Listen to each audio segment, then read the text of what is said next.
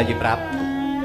Wonten timbalan iki ngadhawuh Kakang Premban sampun dumugi kala mangsanipun menika sampun mapan wonten ing sanggar pamujan.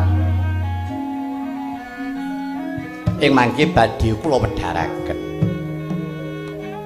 Inggih, liripun kados pundi ingkang sinebat Sastra Jendra Hayuningrat Pangwating Diyu.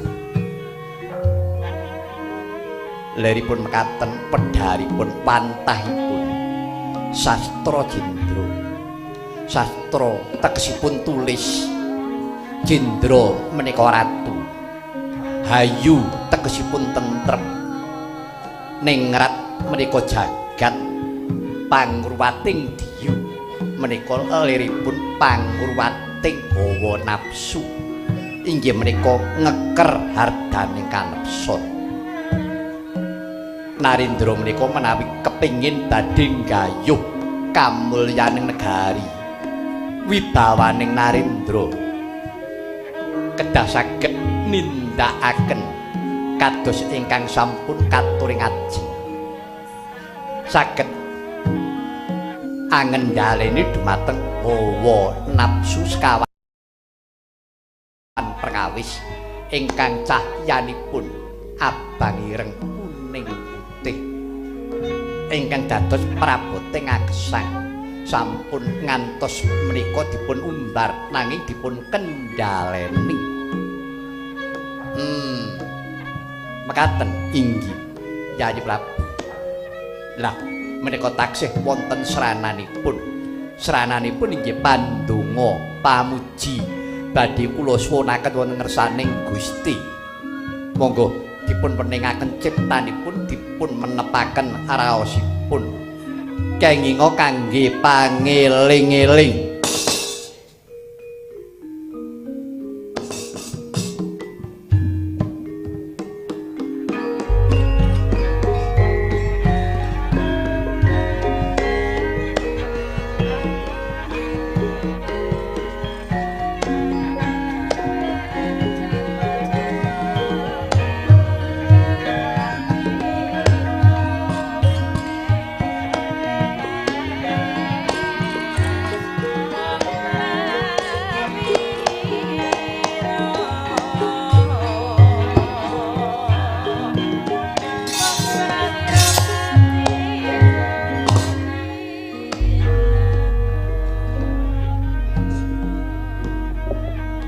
Pinurwa murwing angga samadhi maladi hening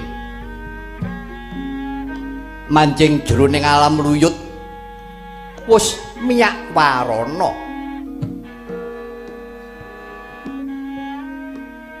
mengkeraken jagating rasa rumangsa manjing jagating rasa pangrasa tanana kang rinaos muhung keketeking jejantung sawanglena jroning gesang sang atmolir laknyana lir tumete sing tirta pawitra sang begawan Wisrawa Murwa sarta miwiti sarta murwani medhar suraosing aji sastra Jendra Hayuningrat Pangruwating Diyu sastra cetha paripurning mangsit arum suwarane ruruh pasmane wijang pamedhare mardawa basa dasane kadewatan darbedaya hayom hayem hayu nikmat mupangat satata nitya mangkono awit purbaning kawasa yen to Cinandra yayah tumete sing toya bun marentul ing patra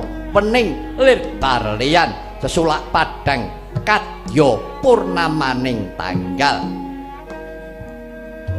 Oh ngastungkara sidam rahayu kang rahayu ing budi satuhune ing kono ora ana apa-apa kang ana iku yektine dudu kabeh muhung makumpuling panca skandha tegese manunggaling watak limang prakara bumi geni banyu angin lan swasana kang agal dadya wadah-wadah kang alus dadya maya limang prakara kang sawiji-wiji sayekti daya dinayan urip hinguripan bumi wadahe ngurip geni kang kinuripan, banyu dayaning urip, angin wujuding urip, swasana ingkang hanguripi.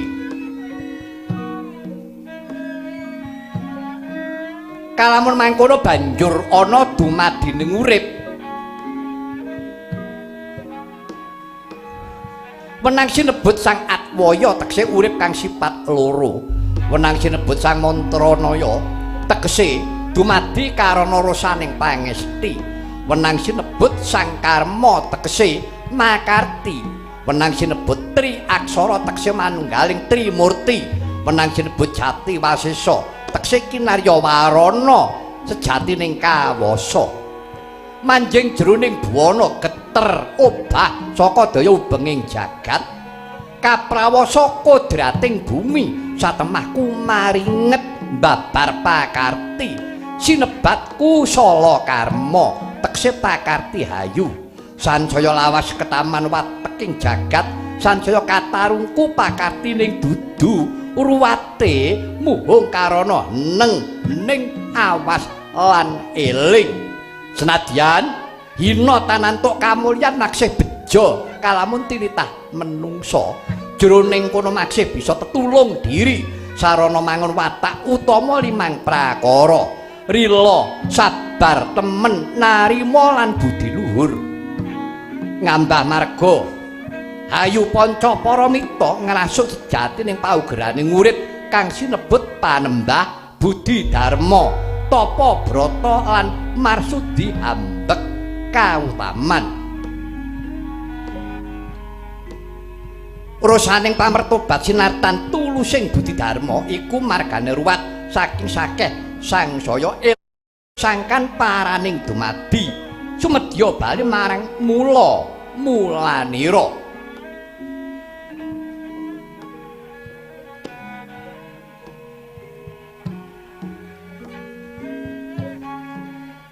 Purwanira sira pepaes raseksa nalika kauripan ing uni demen siya mangsa daging rahayune sira mengku budi susila kagawa maksih tedhak ing Jawata rinuwih raseksa iku candrane Sang Raditya uripe panas nanging nguripi sagung dumadi katarungku dening karma bumi tekse kebelandang endahe kahanan kongsi kerem lan kasengsem marang bebandaning jagat rahayune dene sira caket lan surasane weda suci kawasa mengku susila dharmika yaiku kang entas panandhangira alalantaran atmajanira Nini Dewi Sukesi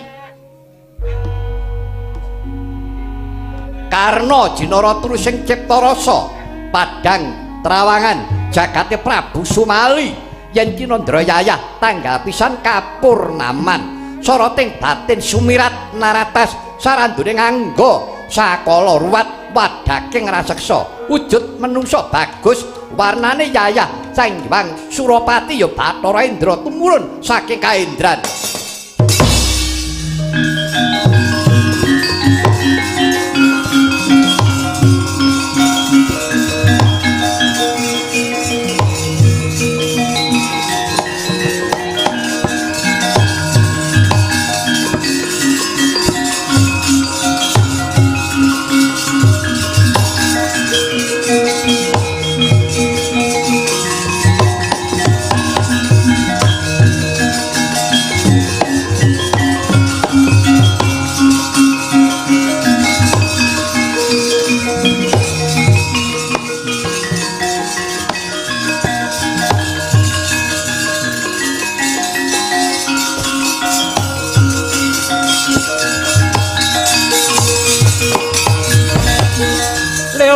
Rinali saya kadriya Triasmara marang risang kadirate ratune wong cakra kembang jaya kusuma asemring kula Kanjeng Rama mboten nyana menawi tetela paduka Kanjeng Rama saged ruwat saking panandang. Dalah anakku nggih, anakku. Sukesi. Lah ya iki tembung mikul dhuwur, mendem jero. Tegese kowe bisa ngluhurake asmane wong atuwamu. Adrenging panyuwun bisa ngruwat wujudipun bapa. Nalika semana pun bapa pepaes setengah raseksa. Nanging saiki pun Rama wis ruwat wujud dadi menungsa lumrah. Awakku enteng kanggo obah polah kepiye wae penak. Wingi-wingi rumangsaku awakku abot gedibel kandel.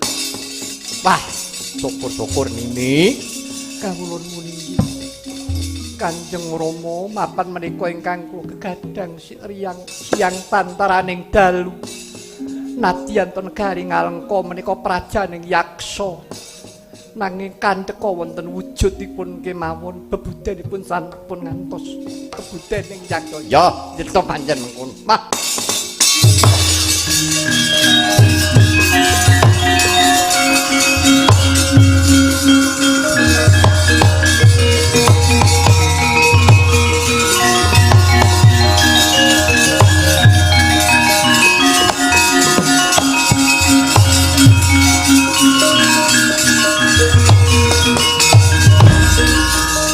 Bah, Kakang Peremban, singgaing manah kula tanpa pepindhan. Dene paduka saged penembahan saged mituruti penyuwunipun anak kula pun Sukesi. Ingkang darbe penyuwun menika anak kula pun Sukesi sanes kula nanging ujuping manah. Sukesi menika namung badhe ngluhuraken asmanipun tiyang sepuh kawula nuwun inggih Yayi Prabu.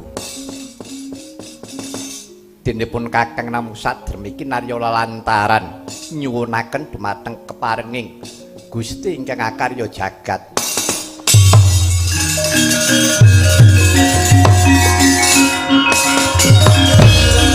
Kacarita rikala semana kocap ingkang mirengaken wonten sanjawining sanggar nenggih Raden Sukesa. Kemrangsang kemrungsunging manah parikedah midhangetaken Aji Sastra Jendra pangrumating diyu. Nanging rikala semanten wis dene mutaken kan Begawan Misra kalamunta dereng dumugi kala mangsanipun. Awis saking adrenging manah paripaksa nginjen saking jabaning sanggar kesanglating daya pengaribawa. Agenging perbawanipun Adi Sastra Jendra Ayu ningrat pangrumating diyu. Kalamunta katarima sing ala dadi becik, sing ala dadi bagus nanging kocapa. Yen to ora katarima sing maune bagus dadi ala, ilang wujute Sukesa.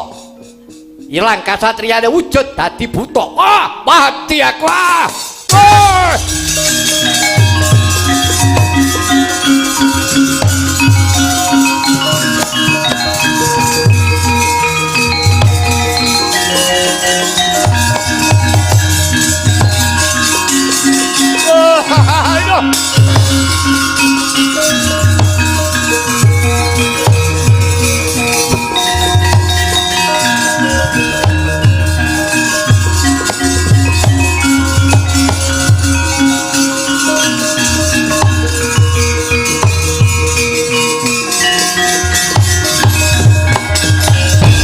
Oh, Rama,